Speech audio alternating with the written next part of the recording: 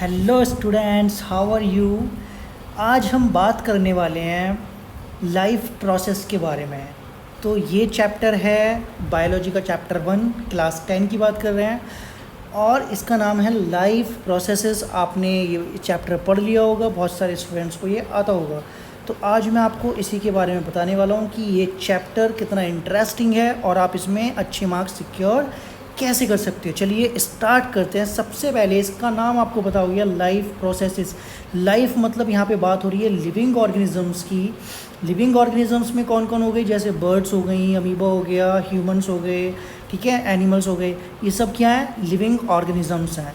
Living organisms जिनके अंदर metabolic process होती हैं, कैटाबॉलिक प्रोसेस होती हैं, ठीक है, जिनके अंदर अलग अलग तरह की एक्टिविटीज़ होती हैं जो लाइव हैं, राइट, उनको हम बोलते हैं लिविंग ऑर्गेनिजम्स। और प्रोसेसेस का मतलब है उनके बॉडी के अंदर जितनी भी मैकेनिज़्म है, चाहे वो डाइजेशन की मैकेनिज़्म है या वो रेस्पिरेशन है या फिर वो एक्सक्रीशन है, इसको हम बोलते हैं लाइफ प्रोसेसेस। यानी कि प्रोसेस हो रही है किसके अंदर, लिविंग ऑर्गेनिजम्स के अंदर। ओके, तो अब हम पढ़ते हैं, यहाँ से देखते हैं सबसे पहले कि कौन कौन से क्राइटेरिया होते हैं, ठीक है, ये डिसाइड करने के लिए कि कोई भी चीज़ जिंदा है या मरी हुई है या जिंदा नहीं है। तो कैसे हम बता पाएंगे। तो यहाँ पे आपको दिख रहा होगा, ये फर्स्ट पॉइंट है जिसके अंदर आपको क्लियरली मेंशन है। यहाँ पे क्या लिख रहा है, यहाँ पे आपको क्लियरली दिख रहा है कि ये जो क्राइटेरिया है, criteria to decide whether something is alive, कैसे पता चलेगा।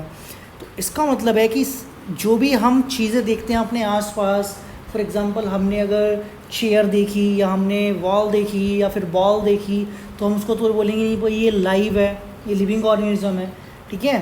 तो लिविंग ऑर्गेनिजम्स और नॉन लिविंग ऑर्गेनिजम्स के अंदर क्या डिफरेंस होता है, किस बिहाफ पे हम कहते हैं कि something is alive, something is not live. तो यहाँ पे आपको दिख रहा है ये clearly, the most important criteria to decide whether something is alive is movement. तो ये बहुत अच्छी बात इसने कही है, मतलब मूवमेंट समझ रहे हो कि कोई भी चीज़ लाइव है या नहीं है तो उसके मूवमेंट से पता चलेगा। फॉर एग्ज़ाम्पल अगर हम बात करते हैं एनिमल्स की, ठीक है, प्लांट्स की बात नहीं कर रहे हैं बिकॉज प्लांट्स लिविंग ऑर्गेनिज्म है बट वो मूव नहीं करते हैं, राइट। तो उनका क्राइटेरिया अलग है उनको पहचानने का। तो यहाँ पे सबसे पहली चीज़ क्या आती है, मूवमेंट आती है। तो जो मूवमेंट होता है वो केवल किसके अंदर होता है, लिविंग ऑर्गेनिजम्स के अंदर। वो सेल्फ मूवेबल होते हैं, खुद से मूव करते हैं, ठीक है। दूसरी बात करते हैं, जितने भी लिविंग ऑर्गेनिजम्स हैं वो क्या होती हैं, किसी भी एक्सटर्नल हेल्प के मूव करती हैं, ठीक है। कुछ मूवमेंट्स जो होते हैं वो कैसे होते हैं, ईजिली विजिबल्स होते हैं, जैसे movement of body parts. For example आप अपने हैंड को इधर उधर कर लो, आइस का मूवमेंट, माउथ का, ठीक है, नेक का मूवमेंट, लेग्स का मूवमेंट। तो ये इस तरह का जो मूवमेंट होता है ईजिली विजिबल है वो। बट कुछ मूवमेंट ऐसे होते हैं जो विजिबल नहीं हैं, राइट। तो कुछ मूवमेंट्स होते हैं, सब movements are not easily visible, like molecular movement, उसको हम बोलते हैं मॉलिक्यूलर मूवमेंट। जैसे हमारी बॉडी के अंदर होता है, जो बॉडी के अंदर फूड है वो फूड पाइप से कहाँ जाता है, स्टमक में, स्टमक से इंटेस्टाइन में। तो वो मूवमेंट भी विजिबल नहीं है बट मूवमेंट तो हो रहा है ना, तो that is also called not visible movement. But वो किसके अंदर होता है, केवल लिविंग ऑर्गेनिजम्स के अंदर होता है। अब यहाँ पे आपको दिख रहा होगा द मॉलिक्यूलर मूवमेंट्स जो होते हैं सेल्स के अंदर या टिश्यूज़ के अंदर, वो कैसे होते हैं, नेसेसरी होते हैं सभी लाइफ प्रोसेस के लिए। जैसे यहाँ पे अगर हम देखें, कुछ एंजाइम्स होते हैं, आपने ये चैप्टर अगर पढ़ लिया है तो आपको पता होगा कि माउथ के अंदर जो सलाइवा रिलीज़ होता है उसके अंदर एंजाइम होता है सलाइवरी अमाइलेज। वो सलाइवरी अमाइलेज क्या करता है, वो सलाइवरी अमाइलेज कार्बोहाइड्रेट्स को ब्रेक डाउन करता है, ठीक है। तो इसका मतलब है कि उसके अंदर जो एंजाइम्स है वो भी कैसे हैं, वो भी मूव कर रहे हैं। अंदर जो मॉलिक्यूलर मैकेनिज़्म है वो मूवेबल है, अलग अलग तरह के एटम्स हैं, आयन्स हैं, वो सब मूव करते हैं, ठीक है, क्योंकि वो नेसेसरी होते हैं लिविंग ऑर्गेनिजम्स के लिए, लाइफ प्रोसेसेस के लिए। समझ रहे हो? जैसे अगर हम बात करें जो भी हम फूड खाते हैं तो वो फूड कैसा होता है, रोटी के अंदर जो होते हैं बायोमोलिक्यूल्स होते हैं, बड़े लार्ज मॉलिक्यूल्स होते हैं और कॉम्प्लेक्स होते हैं। तो हमारी जो टीथ होते हैं उसको छोटे छोटे पीस में तोड़ देते हैं, स्टमक में जाता है, फिर वहाँ पे जाके एंजाइम्स एसिड उसको डाइजेस्ट करते हैं और उसको सिंपल एंड कैसा बना देते हैं, एकदम स्मॉल मॉलिक्यूल्स में ब्रेक कर देते हैं। ठीक है, तो यहाँ पे ये आपको अलग अलग लिविंग ऑर्गेनिजम्स दिख रहे हैं। इनका जो मूवमेंट है ये कैसा है, लिविंग ऑर्गेनिजम्स का जो मूवमेंट है, लिविंग ऑर्गेनिजम्स का मूवमेंट है विजिबल। अब ये यहाँ पे आपको कुछ दिख रहे हैं मॉलिक्यूल्स, मॉलिक्यूल्स का मूवमेंट कैसा है, नॉन विजिबल। क्लियर, समझ में आ रही है बात? चलिए अब हम दूसरी बात करते हैं लाइफ प्रोसेसेस की। तो एक्चुअल में चैप्टर यहाँ से एक्चुअल में स्टार्ट होता है, व्हाट इज़ लाइफ प्रोसेसेस। अब इसको ध्यान से सुनना, ध्यान से। ये जो मैं यहाँ पे आपको पीडीएफ दिखा रहा हूँ ये बहुत ही इम्पोर्टेंट है। ये एनसीईआरटी से प्लस जो आप एस चांद या प्रदीप पढ़ते हो उससे मिला के बनाया गया है। इसका पीडीएफ मैं लिंक में दे दूँगा, आप डाउनलोड कर लेना, पॉइंट्स में लिखा हुआ है एज अ नोट्स। आप इसको भी अपनी नोटबुक में लिख सकते हो और इसको पढ़ सकते हो। आपकी बेसिक नॉलेज बहुत ज़्यादा डेवलप होगी इससे और अच्छे मार्क्स आप सिक्योर कर पाओगे। चलिए टाइम को ना वेस्ट करते हुए यहाँ से पढ़ते हैं। तो लाइफ प्रोसेस में क्या दिख रहा है आपको, life processes are the basic processes. ये कैसी प्रोसेसेस होती हैं, बेसिक प्रोसेसेस होती हैं in living organisms which are necessary for maintaining their life. इसने मतलब क्लियरली बोल दिया, क्या बोल दिया भैया, इसने कहा कि जो लाइफ प्रोसेसेस हैं वो बेसिक प्रोसेस होती हैं। बेसिक का मतलब है कि ये जिंदा रहने के लिए, खाने के डाइजेशन के लिए, सांस लेने के लिए, पानी पीने के लिए, एक्सक्रीशन के लिए सबसे ज़्यादा इम्पॉर्टेंट और बेसिक्स हैं। किसमें, लिविंग ऑर्गेनिजम्स में। लिविंग ऑर्गेनिजम्स मतलब जिनके अंदर लाइफ है, जैसे आप और हैं और मैं और जितने भी एनिमल्स हैं, प्लांट्स हैं, इन सब के अंदर which are necessary for maintaining their life. भाई एक एग्जाम्पल से समझते हैं। सपोज करो कि अगर रेस्पिरेशन ना हो तो क्या होगा, ऑक्सीजन अंदर जाएगी नहीं जाएगी, ऑक्सीजन नहीं जाएगी तो क्या होगा, किसी भी तरह का वो जो फूड है वो क्या नहीं होगा, बर्न नहीं होगा, एनर्जी नहीं बनेगी, हम लाइव नहीं रह पाएंगे। तो रेस्पिरेशन ज़रूरी है, डाइजेशन ज़रूरी है, बिकॉज खाना खाते हैं वो डाइजेस्ट नहीं होगा तो क्या होगा, एनर्जी नहीं बनेगी, ऐसे ही बाहर आ जाएगा वो। तो डाइजेशन ज़रूरी है, एक्सक्रीशन ज़रूरी है, बॉडी के अंदर जो वेस्ट मटेरियल बनना है उसका बॉडी से बाहर निकलना ज़रूरी है, इम्यूनिटी ज़रूरी है। इम्यूनिटी नहीं होगी, इम्यून सिस्टम नहीं होगा तो जो बाहर से हमारी बॉडी के अंदर टेररिस्ट आ रहे हैं जैसे बैक्टीरिया, वायरस, तो वो नहीं मर पाएंगे, वो हमको मार देंगे। तो ये किसी की भी लाइफ को मेंटेन रखने के लिए ये बेसिक प्रोसेस हैं और ये बहुत ज़रूरी होती हैं, राइट। अब यहाँ समझते हैं कि द बेसिक लाइफ प्रोसेसेस कौन कौन सी हैं। बेसिक लाइफ प्रोसेस, न्यूट्रिशन, खाना खाना, रेस्पिरेशन जिसके अंदर हम क्या करते हैं, सांस लेते हैं, फूड को ब्रेक डाउन करते हैं, ट्रांसपोर्टेशन जैसे हम जो भी खाना खाते हैं स्टमक में जाता है, उससे वो इंटेस्टाइन में, वहाँ से ब्लड में, और ब्लड से पूरे बॉडी ऑर्गन्स में वो घूमता रहता है भैया। एंड एक्सक्रीशन मतलब क्या है, जो भी खाना खाया उसके अंदर वेस्ट मटेरियल होगा, ठीक है, हार्मफुल सब्सटेंस होंगे जो बॉडी के अंदर बनेंगे, बाई प्रोडक्ट्स जिनको हम कहते हैं, जो वेस्ट प्रोडक्ट्स भी होते हैं उनका बॉडी से बाहर निकलना बहुत ज़रूरी होता है भैया, नहीं तो वो बॉडी के अंदर लीवर, किडनी, पेनक्रियास को सत्यानाश कर देंगे इनका, ठीक है। अब यहाँ से पढ़ते हैं, सबसे पहला जो हमें पढ़ना है, कवर करना है, सबसे पहली चीज़ क्या है यहाँ पे, nutrition, then respiration, then transportation, then excretion. तो न्यूट्रिशन को हम देखते हैं एक बारी, न्यूट्रिशन क्या है, क्या है न्यूट्रिशन, क्लियरली यहाँ पे दिखा है, it is the process of taking food by an organism and its utilization by the body for life processes. और यहाँ पे लिख सकते हैं फॉर एनर्जी प्रोडक्शन, ऐसे भी हम कह सकते हैं। अब ये समझिए, कोई भी लाइफ प्रोसेसेस, चाहे हमारा मूवमेंट है या डाइजेशन है या रेस्पिरेशन है या एक्सक्रीशन है या रिप्रोडक्शन है, ये सारी की सारी चीज़ें किस पे डिपेंड होती हैं, न्यूट्रिशन पे। क्योंकि भैया अगर खाना नहीं होगा, बॉडी के अंदर खाना नहीं जाएगा तो एनर्जी नहीं बनेगी, और अगर एनर्जी नहीं बनी तो क्या होगा, तो हम अपना कोई वर्क नहीं कर पाएंगे, हमारे बॉडी ऑर्गन्स कोई वर्क नहीं कर पाएंगे। जैसे बाइक को चलाने के लिए फ्यूल चाहिए होता है, ऐसे ही हमारी body organs, liver, kidney, pancreas, intestine, stomach, ठीक है, ब्रेन, इन सब को चलाने के लिए हमको क्या चाहिए, फ्यूल चाहिए, और हमारा फ्यूल क्या है, food. Food is our fuel, जिसकी वजह से हमारे बॉडी ऑर्गन्स अपना फंक्शन परफॉर्म करते हैं, एनर्जी बनती है माइटोकॉन्ड्रिया के अंदर, और उसकी वजह से हम जिंदा रह पाते हैं। ठीक है, अब पढ़ते हैं next one, that is respiration. अब जो रेस्पिरेशन है, रेस्पिरेशन को आपको कैसे समझना है कि रेस्पिरेशन का मतलब होता है जो भी हम खाना खाते हैं उसको क्या होना है, छोटे छोटे पार्ट्स में ब्रेक होना है। उसको ब्रेक होने के लिए हमको ऑक्सीजन चाहिए होती है, बिकॉज रेस्पिरेशन का मतलब होता है break down of food particles in the presence of oxygen. ठीक है, तो यहाँ पे क्या लिखा है, it is the process by which food is burnt in the cells of the body with the help of oxygen to release energy। For example यहाँ पे बॉडी की बहुत सारी आपको सेल्स दिख रही हैं, और इन्हीं बॉडी की सेल्स के अंदर जो फूड है वो जाता है। ये सपोज करो ये फूड है, अब इस फूड को ब्रेक करना है ताकि इन बॉडी की सेल्स को एनर्जी मिले in the form of ATP।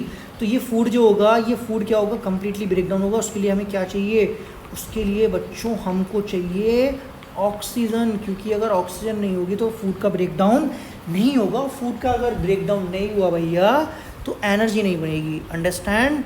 अब नेक्स्ट चीज़ हम पढ़ते हैं, यहाँ पे लिखा है ना, टू रिलीज़ एनर्जी। तो उससे क्या बनती है, एनर्जी रिलीज़ होती है, जिसको हम अपना कार्य करने के लिए, अपना वर्क करने के लिए यूटिलाइज करते हैं। नेक्स्ट है ट्रांसपोर्टेशन। अब ट्रांसपोर्टेशन को समझना बहुत ज़रूरी है। ट्रांसपोर्टेशन का मतलब समझिए किसी भी चीज़ को एक जगह से दूसरी जगह पे पहुंचाना, डिलीवर करना। ठीक है, ट्रांसफ़र करना, उसको हम बोलते हैं ट्रांसपोर्टेशन। ट्रांसपोर्टेशन का मतलब है एक चीज़ दूसरी जगह चली गई। जैसे आपने किचन से खाने को उठाया और ड्राइंग रूम में रख दिया, तो वो खाने का ट्रांसपोर्टेशन हो गया। भैया आपने उसको किचन से उठाया, ड्राइंग रूम में रखा, स्टडी रूम में रखा, बेडरूम में रखा, बाथरूम नहीं, कहीं दूसरे रूम में रखा, तो उसका मतलब है कि आपने फूड को एक जगह से दूसरे स्थान पर पहुँचा दिया, वो ट्रांसपोर्टेशन हो गया। तो इसकी प्रोसेस क्या है, इसकी डेफिनेशन क्या है, वो समझ लेते हैं। ये चारों की डेफिनेशन यहाँ पे बहुत अच्छे से दी गई है, और मेरी ये आपसे रिक्वेस्ट है, आप इस जो डेफिनेशन है इनको उतार लीजिए, नोट कर लीजिए। मैं इसका PDF शेयर कर दूंगा, घबराने की ज़रूरत नहीं है, आपके फुल मार्क्स साइंस में आएंगे, आप अपने आप पे भरोसा रखिए। तो इसको समझते हैं। तो ये क्या है, transportation, it is the process by which food, oxygen, water, waste products are carried. इसके अंदर क्या क्या चीज़ें होती हैं, ट्रांसपोर्टेशन कैसे होगा, अगर हम अपनी बात करें ह्यूमंस की, तो वो ब्लड के थ्रू होगा। तो ब्लड के अंदर क्या क्या चीज़ें होती हैं, एक तो होता है फूड, दूसरी ऑक्सीजन भी ब्लड के अंदर होती है, वाटर भी ब्लड के अंदर होता है, वेस्ट प्रोडक्ट्स भी ब्लड के अंदर होते हैं, जो एक पार्ट से दूसरे पार्ट पे जाते हैं। अब ऐसा थोड़ी है भैया क्या मैंने अंगूर खाए और जो अंगूर हैं वो सीधे कहाँ चले गए, अंगूर चले गए मेरे दिमाग में, हाथ में, पैर में, आँख में, कान में, मुँह, दांतों में।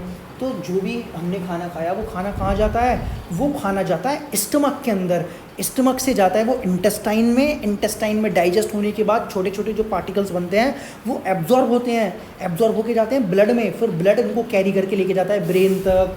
ठीक है, ब्रेन में लेके जाएगा, स्टमक और स्प्लीन में लेके जाएगा, पेन क्रियाज में लेके जाएगा, थम्स में लेके जाएगा, फिंगर्स में, लेग्स में, हैंड्स में, आईज़ में, इन सब में। समझ में आई। तो ट्रांसपोर्टेशन हमारी बॉडी में कौन कर रहा है, स्पेशली मोस्टली लिविंग ऑर्गेनिजम्स के अंदर एक्सेप्ट द प्लांट्स, ट्रांसपोर्टेशन करता है ब्लड।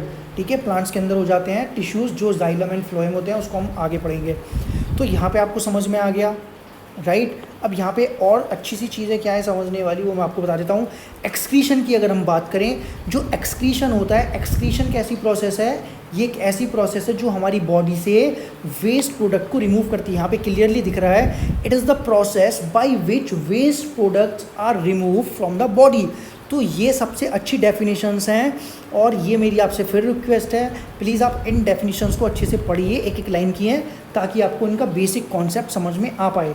तो यहाँ पे आपको क्लियर दिख रहा है, एक्सक्रीशन का मतलब है इट इज़ द प्रोसेस। कैसी प्रोसेस है, बायोलॉजिकल। बायोलॉजिकल क्यों कह रहा हूँ मैं, बिकॉज ये बॉडी के अंदर होती है, बॉडी मतलब लिविंग ऑर्गेनिजम्स। ठीक है, जैसे एनिमल्स की बात कर लो, जैसे हिरन हो गया, चीता, भालू, शेर, भेड़िया, लगड़बग्गा, ह्यूमंस हो गए, ठीक है, उनके अंदर होती हैं, इसलिए इसको हम बोलते हैं बायोलॉजिकल प्रोसेस, या कैसी प्रोसेस, लाइफ प्रोसेस। क्लियर। अब यहाँ से हम देखते हैं, ये आपको यहाँ पर डायग्राम दिख रहे होंगे, जैसे डाइजेस्टिव सिस्टम का डायग्राम दिख रहा है, मैं जूम कर देता हूँ इसको। तो हमारी बॉडी के अंदर कितने सिस्टम होते हैं, ठीक है, बॉडी के अंदर होते हैं जैसे डाइजेस्टिव सिस्टम हो गया, ठीक है, जहाँ पे रेस्पिरेशन होता है वो रेस्पिरेटरी सिस्टम हो गया, जहाँ पे ब्लड का सर्कुलेशन होता है वो सर्कुलेटरी सिस्टम हो गया, जहाँ पे एक्सक्रीटरी सिस्टम आता है उसको एक्सक्रीटरी सिस्टम बोलते हैं, जहाँ से हमारी बॉडी का वेस्ट जो होता है वो बाहर निकलता है। अब हम इनको डिटेल्स में पढ़ेंगे। डिटेल्स में हम क्या क्या पढ़ने वाले हैं, एक तो हम डिटेल्स में पढ़ने वाले हैं न्यूट्रिशन को, तो न्यूट्रिशन को हम डिटेल्स में पढ़ेंगे, रेस्पिरेशन को डिटेल में पढ़ेंगे, ट्रांसपोर्टेशन को डिटेल में पढ़ेंगे एंड एक्सक्रीशन को। अब हम समझते हैं कि न्यूट्रिशन की डेफिनेशन हमने समझ ली कि फूड को इनटेक करना किसी भी ऑर्गेनिजम्स के थ्रू, जो लिविंग ऑर्गेनिजम्स हैं उसको हम बोलते हैं न्यूट्रिशन, ठीक है। अब न्यूट्रिशन को देखते हैं, न्यूट्रिशन होता क्या है।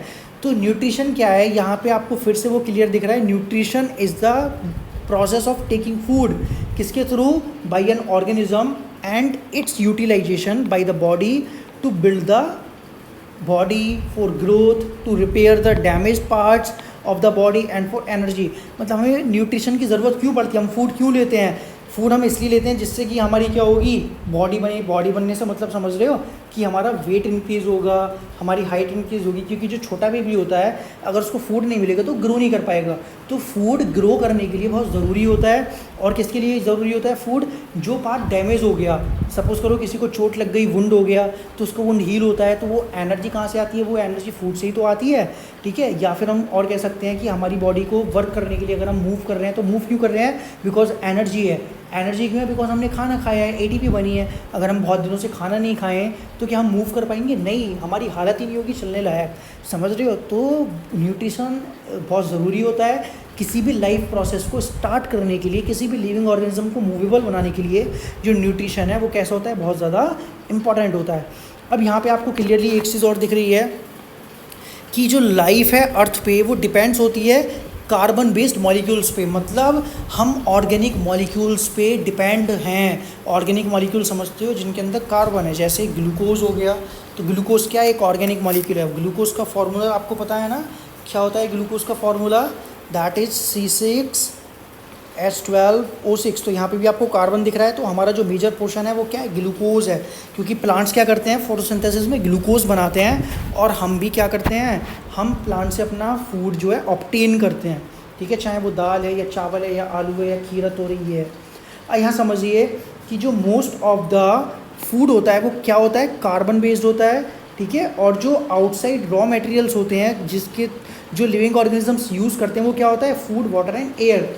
मतलब कहना चाह रहे हैं कि कौन कौन सा raw material living organisms use करते हैं अपनी एनर्जी के लिए, उसमें आता है फूड, भैया हमें खाना तो चाहिए, खाना नहीं खाएंगे तो एनर्जी नहीं बनेगी, हम अपना वर्क नहीं कर पाएंगे, दिमाग नहीं चलेगा, ठीक है। दूसरा और क्या चाहिए, हमें ज़िंदा रहने के लिए एयर चाहिए। एक बार को खाने के बिना ज़िंदा रह सकते हैं, बट हवा के बिना ज़िंदा नहीं रह सकते, 1 मिनट तक रह सकते हो, उसके बाद तो भैया एयर चाहिए ही चाहिए। और दूसरी चीज़ क्या है, वाटर, ठीक है। वाटर हमारी सारी मेटाबॉलिक एक्टिविटीज़ को कंट्रोल करता है, हमारे ब्लड के अंदर भी बहुत सारा पोर्शन वाटर होता है, ठीक है। तो वाटर बहुत ज़रूरी होता है डाइजेशन को, ठीक है, एक्सक्रीशन को, इन सबको मेंटेन करने के लिए। तो अब हम पढ़ लेते हैं मोड ऑफ़ न्यूट्रिशन क्या है। मोड ऑफ़ न्यूट्रिशन यहाँ से हम स्टार्ट करते हैं। अब यहाँ पे अलग अलग मोड्स हैं न्यूट्रिशन का on the behalf of animals, because animals अलग तरह के हैं, जैसे फंगस हैं, एल्गी है, प्लांट्स हैं, ह्यूमन बींग्स हैं, ठीक है, अमीबा है, प्रोटोजोअन्स हैं, प्रोटिस्टा हैं, बैक्टीरिया हैं, सबके अंदर मोड ऑफ जो होता है न्यूट्रिशन का वो डिफरेंट होता है। तो यहाँ पे हम बात करेंगे 2 टाइप्स के मोड ऑफ न्यूट्रिशन की, एक होता है हेटरोट्रॉफिक और एक होता है ऑटोट्रॉफिक। तो ये आपने बहुत पहले भी टर्म सुना होगा, कौन कौन सा, ऑटोट्रॉफिक न्यूट्रिशन और heterotrophic nutrition.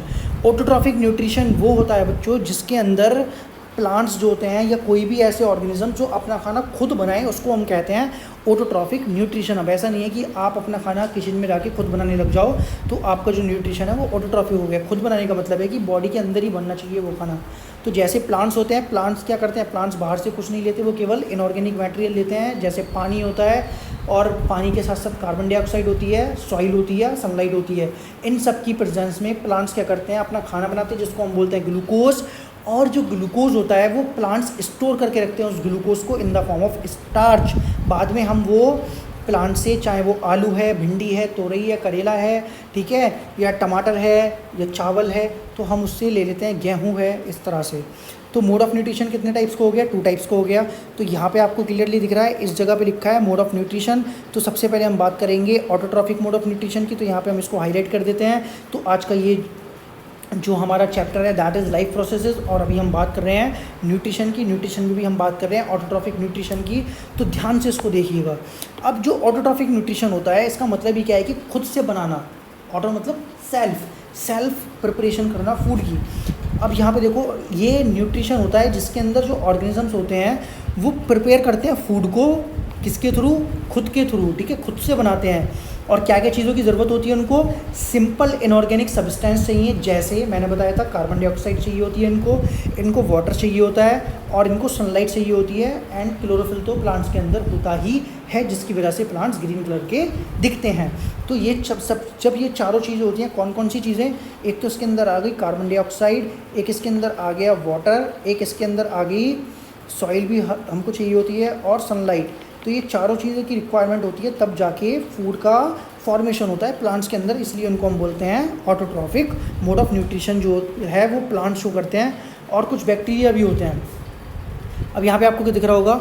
All green plants and some bacteria, उनको हम बोलते हैं ऑटोट्रॉफिक मोड ऑफ न्यूट्रिशन, वो एग्जिबिट करते हैं, शो करते हैं, ठीक है, उनके अंदर या होता है, ये हम कह सकते हैं। अब दूसरा वाला क्या है? दूसरा वाला जो मोड ऑफ न्यूट्रिशन है उसको हम अलग कलर से हाईलाइट करते हैं, इसका नाम है हेटरोट्रॉफिक न्यूट्रिशन। क्या नाम है इसका? इसका नाम है हेटरोट्रॉफिक न्यूट्रिशन, ठीक है। हेटरोट्रॉफिक न्यूट्रिशन का मतलब होता है कि ये वो न्यूट्रिशन है जिसके अंदर जो ऑर्गेनिजम्स होते हैं वो डायरेक्टली या फिर इनडायरेक्टली अपना खाना प्लांट से ऑब्टेन करते हैं। खाना खुद नहीं बना पाते, या तो प्लांट से ऑब्टेन करेंगे या एनिमल से ऑब्टेन करेंगे। अब डिपेंड करता है कि वो कौन से तरह के क्या हैं ऑर्गेनिजम्स हैं, राइट।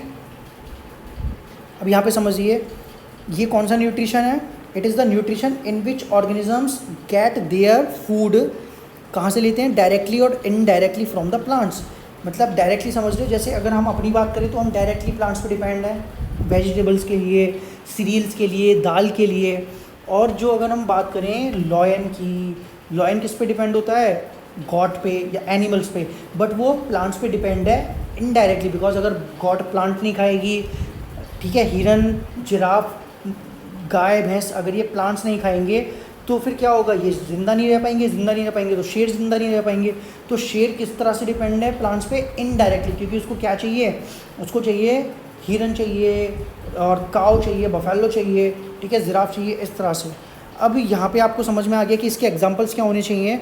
इसका एग्जांपल है जितने भी एनिमल्स हैं, फंजाई और कुछ बैक्टीरिया इसके अंदर आते हैं, ठीक है। तो यहाँ तक आपको समझ में आ गया मोड ऑफ न्यूट्रिशन 2 टाइप्स का, ऑटोट्रॉफिक और हेटरोट्रॉफिक। अब हम पढ़ते हैं एक नए तरह के न्यूट्रिशन की जो अंदर आता है, किसके? हेटरोट्रॉफिक न्यूट्रिशन के।